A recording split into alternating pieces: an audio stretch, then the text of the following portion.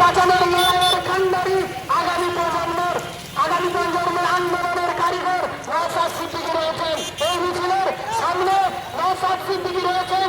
যারা আপনারা জানেন গোটা পশ্চিম বাংলা জুড়ে গোটা পশ্চিম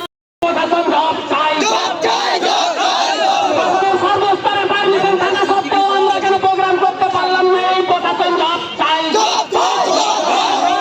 মন্ত্রী তোমায় জানাই ভিক ভিক ভিক কর। মন্ত্রী তোমায় জানাই ভিক ভিক ভিক কর। সরকার তোমায় জানাই ভিক ভিক ভিক কর। সরকার বাংলা থেকে দূর দূর দূর হাটাও।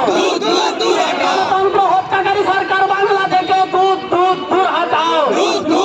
গণতন্ত্র বাঁচাতে আইএসএফের আন্দোলন চলছে চলবে।